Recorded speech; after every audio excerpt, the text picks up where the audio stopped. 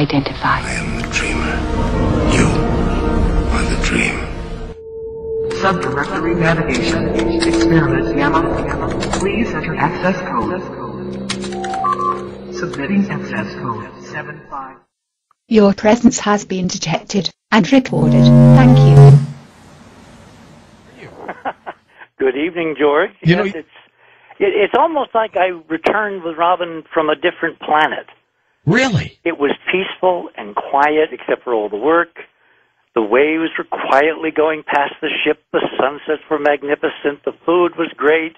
The company, we had something like 400 and some people on the cruise who were part of the seminar, which was not expected at all. And then the spell was kind of broken when I called you that night on Friday night, and you informed me on a ship in the Pacific Ocean that a tsunami was headed our way. I know that. I'm sorry, but I wanted you to know about it. Well, we had to. Yeah. And it made for a very interesting 24 hours. In fact, the thing I didn't get a chance to tell you when I was on a few days ago, that night, Friday night, when the wave sounds changed and everybody kind of thought we'd encountered the first of the waves, the ship actually began to roll in a very peculiar fashion, and I was on the verge of getting a bit seasick. It was that interesting. Really? Yeah.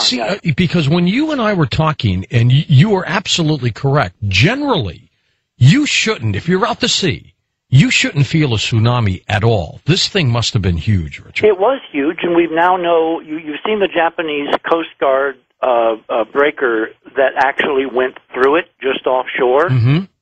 Huge wave, 30, 40 feet high. But remember, the water is an extremely efficient transmission media for energy. Yes. And that wave races out from the center of the disturbance if the ocean, floor falls in or lifts up and a huge mass of water is displaced at the speed of a jet aircraft, 500-600 miles an hour. So I was trying to calculate how many hours it would take for it to reach us and then be reflected from the coast and come back at us, and then the other waves coming from the northwest. So I think we got caught in this kind of interference pattern because that ship did some pretty interesting things that night. Could it have flipped? No. There's way. absolutely no way. 100,000 tons, no. They've got the safest place to be is on an ocean, on a big ship, which is, of course, why I think somebody's building very big ships for, just in case. Well, with lots to talk about. Did you know, by the way, Jose Arguelles? Yes, I heard this morning. What a sad story. Actually, I think Jose's got an edge on all of us because now, tonight, he knows all the stuff we were talking about. Yeah. And he was one of the first, when I met him in Los Angeles, I'm trying to think of where I met him. Was it a Conscious Life Expo? No. It was a private residence with someone who's been a speaker kind of around the circuit at New Age conventions, and she Marilyn Ferguson. That was where it was. Okay.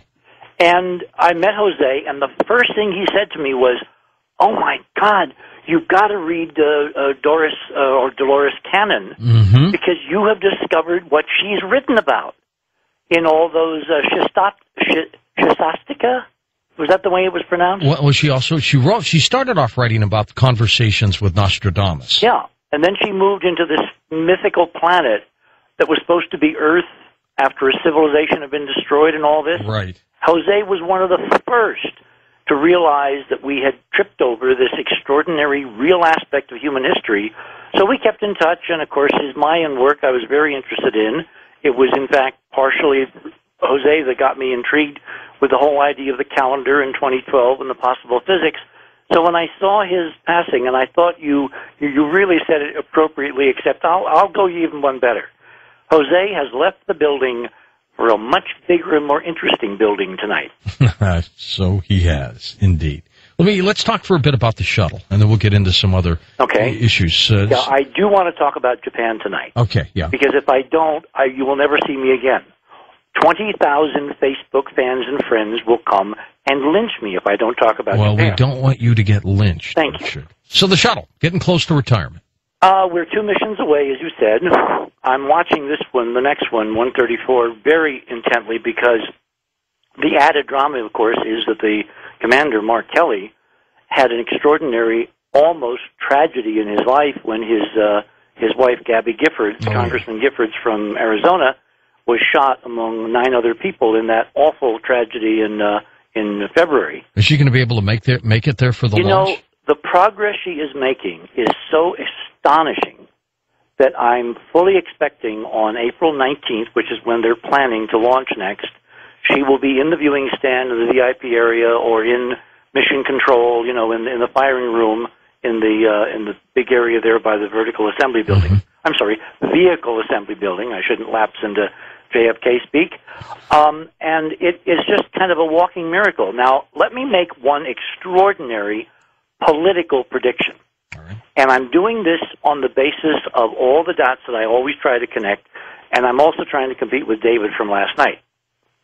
I have a feeling that Joe Biden is going to retire from the vice presidency by 2012. Why do you say that?